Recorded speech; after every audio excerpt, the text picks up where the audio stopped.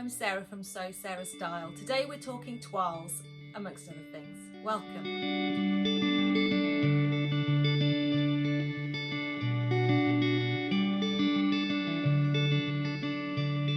I just want to start today by saying a massive thank you to everybody who has liked, commented and subscribed on my first two videos. I'm absolutely blown away.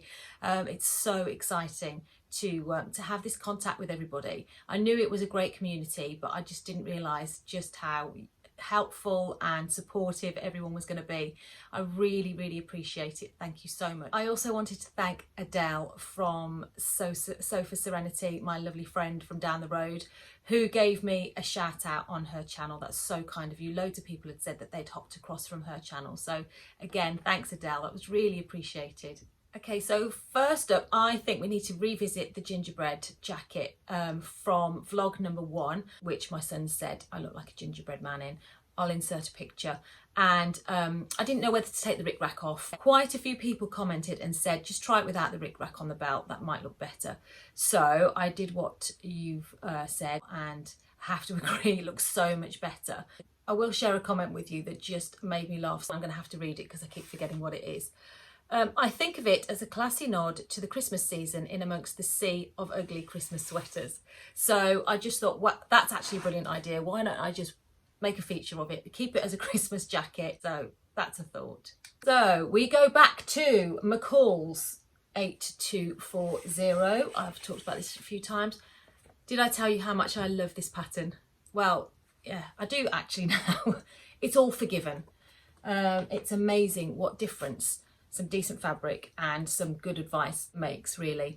I've made it up in this, the Ponte Roma, which I talked about before, which is far stiffer than that hideous nylon, the orange nylon that I made it in. And as I suggested, I've made the placket a lot shorter and I've changed the way that I constructed inside. I had an absolute brilliant piece of advice, which was, when you're making collars which sit open, instead of attaching it the way that the McCall's pattern told me to do, which was to stitch it on the underside and then to slip stitch it inside, attach it here and then slip stitch it underneath. So all the slip stitching basically is underneath, it's along here. The other thing that was different was I wasn't very happy about the inside of the placket on the way that McCalls were telling you to finish it. It literally just said stitch it and then cut it, so it was just a raw edge here. What I've done is I've folded it in, and so I am absolutely over the moon with the gorgeous finish I've got now. Placket's just the right length, and I will insert a picture of the dress because I can't show you properly here, but needless to say, I will be making at least one more of these, if not a couple, if you could bear to see any more of it, that is. The second plan I had last week was to make the Mont jacket by Atelier Wheat Avril. I didn't know whether to toile it or not, but in the end I decided to, for a couple of reasons. I had a bit of trouble printing the pattern out because my computer's not working, so I've been doing absolutely everything on my mobile phone, including filming, which is why everything's back to front when I show it. I'm really sorry about that. I'm not sure what to do about that at the minute. But I printed it out, and usually I would print out a test page, but I didn't. I printed the whole thing out, measured the test page, and the little square needed to be 5 centimetres. Well, it was 4.5 centimetres, so I just thought, oh. And then as I was putting the pieces together, I don't know if I'd missed something, but there didn't seem to be any little alignment points, so I had to sort of fudge it a little bit as I was putting it together. So I wasn't happy that it was accurate in terms of the printing or the sticking together. So with that in mind, I just thought, right, I better do a toile just in case. So I had this fabric beforehand, which was the really soft wool fabric, and made this toile up in it, which I absolutely loved. But I'm so glad that I made a toile because the sleeves are way too tight. They're really narrow. For some reason, I don't know why they were so narrow, and it's a bit too short, and I wanted to tie the belt in a bow, but it's not long enough when it's on me. So that got me thinking about toiles actually, and I have to say I would say 75% of the time I will do a toile for a couple of reasons.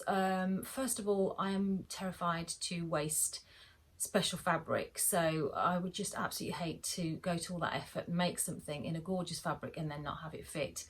And also I think it's really important, if especially for me, if there's a new to me pattern, I like to be able to practice the steps before, so I know where I am, and you know, it just makes it so much easier then when you actually make the real garment, if you've been there and worked through all the steps before. So those are the two main reasons really, I suppose. I'm really glad I made a toile for this one and for this. As I say, I've had to make a few changes to both to get them how I want to, but often I end up liking the toile more than I actually like the garment itself. So let me show you the other Star Wars jacket. I've got to stop calling it that. Let me show you the other jacket that I made, and just see what you think, because I'm actually not sure which one I prefer. So we will just have a look and see. Here it is in all its leopardy glory. The changes I've made to this jacket are to lengthen it, and also to add length to the belt so that I could tie it in a bow, which I think just adds a bit more of a feminine touch in contrast to the big power shoulder. I also obviously made the sleeves wider because these ones were too narrow, and I can move my arms freely, so that's great. I love the kimono neck on this. It's a really high neck, this collar that's added. Just I don't know, it just adds to the shape of it. I do love both of them, but if I'm honest, because this is such a strong look, for me, I think it works better in a more understated fabric, so I prefer the plain fabric. But that's not to say I don't like this one, because I do, and I know that I will get some wear out of it. I bound the seams inside, so I've made quite a fuss of it, and you know, to me it's just a really fun jacket. It won't go with everything, but I think if I keep it simple and just wear it with jeans, then it's a standout piece on its own. So on to plans for this week. I've got plenty of costumes to keep me busy, so that's pretty much what I'll be doing. But while I was looking for a pattern for the last vlog, I came across this, the Papercut Patterns Bowline Sweater. I know it's back to front, so I will insert a picture, but there's the line drawings. It's just a really interestingly shaped, like a pleat detail on the neck. And I've had this for quite a few years. So again, it's about time I got this one made up. But I think I was put off at the time I bought it, and then I read reviews afterwards that said that this pleat detail was pretty complicated to sort out. So I think I must have put it aside and forgotten about it. So I will get on and get it made up in this fabric, which I got from the rag market when I was with Adele. She actually found it, and I really like khaki and olive green as well, so I had to have a piece. It's only 1 meter, but it's really wide. It's like a strap. I don't know how wide it is, but I think hopefully I should have enough to get that out of this piece of fabric. If not, I've always got this ribbing, so I could always add some ribbing to the cuffs and the hem and the neckband in that, so I will get going with that one. Just a side note, I've literally last night found out that this has been discontinued, so I'm sorry if you want to get it made up. I have looked, there are some available online, but let's just see how I get on with it first, because it's definitely had mixed reviews in the past. I have also bought a couple of fabrics. I have a few evenings out coming up, and I wanted to make some dresses for them. Believe it or not, I don't actually have that many dresses. Didn't really know what kind of dress I want. I don't want anything too floaty or gathered or tiered.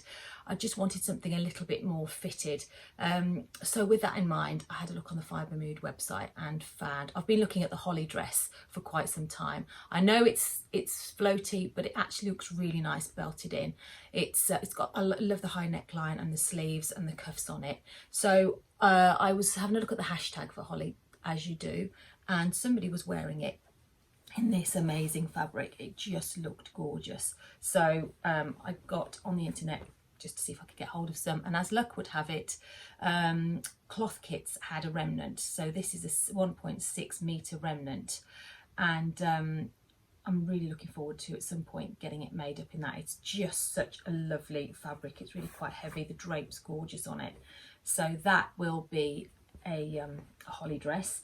And then obviously you can't just look at one fabric, can you? So I was having a look through the remnants and found this beauty, which is, I absolutely love this. It's the Cloud9 Celestial Dawn fabric.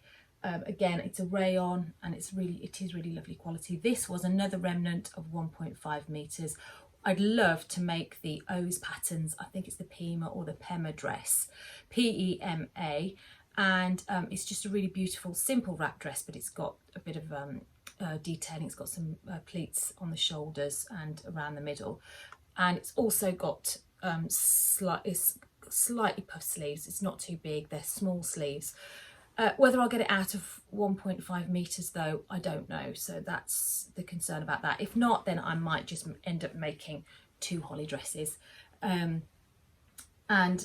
when I see these fabrics together, they arrived in the same pack and I actually really like them together. I think they're just kind of pattern clashing. I think they go really well. So if I had enough fabric, I would try and make something up with the 2 of them. I don't know. Let's just see if I've got anything left. And whether I can maybe make a top out of the 2 of them together. The chances are I won't have enough, but let's just wait and see. So I'm in no rush to make those. I need to get everything else done and out of the way first, but those are definitely in the pipeline. So thank you again for watching, liking, subscribing and commenting, and please, I'd love to hear your comments on everything that I've talked about today. That would be great. I just really enjoy reading everything and corresponding with you all. It's absolutely fantastic. Thank you so much. Have a good week. Take care. Bye.